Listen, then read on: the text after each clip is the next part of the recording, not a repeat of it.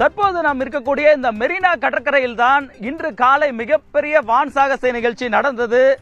தேஜஸ் விமானம் உள்ளிட்ட 70க்கும் மேற்பட்ட விமானங்கள் மற்றும் ஹெலிகாப்டர்கள் இந்த இடத்தில் வானில் பல்வேறு ஜாலங்களை நிகழ்த்தியது என்றே சொல்ல வேண்டும். வண்ண வண்ண பொடிகளை தூவி நம்மளுடைய தேசிய கொடியின் வண்ணத்தை வரவேற்றதாகட்டும், அதே போன்று வானிலிருந்து பேராஷூட்டில் குதித்து வீரர்கள் இங்கே இறங்கி ஒரு சாகசங்கள் நிகழ்த்தியிருந்தார்கள். அதே போன்று வானில் வட்டம் அடித்து குட்டிக்கரணம் அடித்து என்றே சொல்ல வேண்டும். அப்படி பல சாகசங்களை 20 ஆண்டுகளுக்கு பிறகு மெரினா கடற்கரையில் நமது விமானப்படையினுடைய விமானங்கள் மற்றும் ஹெலிகாப்டர்கள் இங்கு சாகசத்தை நிகழ்த்தியிருந்தன. இந்த இடம் தற்பொழுது மக்கள் வெள்ளத்தில் இருந்து மீண்டிருக்கிறது என்று சொல்ல வேண்டும். 10 லட்சத்துக்கும் மேற்பட்ட மக்கள் மெரினா கடற்கரை முழுவதுமே கூடியிருந்தார்கள். ஒவ்வொருவரும் குடை போன்ற வண்ண குடைகளோடு இந்த இடத்தில் காட்சியளித்திருந்தார்கள்.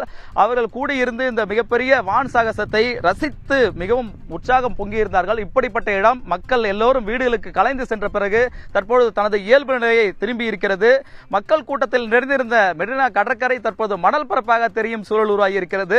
இப்படி இந்த மெரினா கடற்கரையில் இன்றைய தினத்தை அவர்கள் மிகவும் ஒரு மகிழ்ச்சியாக கொண்டாடி இருக்கிறார்கள். குடும்பத்தோடு வந்து இந்த சாகசத்தை மகிழ்ச்சியாக பார்த்திருக்கிறார்கள். இவர்கள் வீட்டுக்கு திரும்பி செல்லும் போது போக்குவரத்து நெரிசலில் சிக்கிக் கொண்டார்கள். ஏனென்றால் லட்சக்கணக்கான மக்கள் ஒரே நேரத்தில் கலந்து செல்வது அவ்வளவு சாதாரணமான விஷயம் இல்லை. போக்குவரத்து நெரிசலில் சிக்கியிருந்தார்கள். காமராஜர் சாலை, வாலாஜா சாலை, டாக்டர் ராதாகிருஷ்ணன் சாலை, சாந்தோம் சாலை உள்ளிட்ட இந்த மெரினா கடற்கரையிலிருந்து வெளியே செல்லக்கூடிய அத்தனை சாலைகளும் போக்குவரத்து நெரிசலும் முடங்கி போனது என்று சொல்ல வேண்டும். அவர்கள் இந்த மதிய நேரத்தில் செல்ல முடியாமல் தவித்தார்கள். ஆனால் தற்போதைய நிலையில் மெரினா கடற்கரை ஒட்டியுள்ள அனைத்து சாலைகளும் தனது இயல்பு நிலைக்கு திரும்பி இருக்கிறது. போக்குவரத்து சீரடைந்து இருக்கிறது.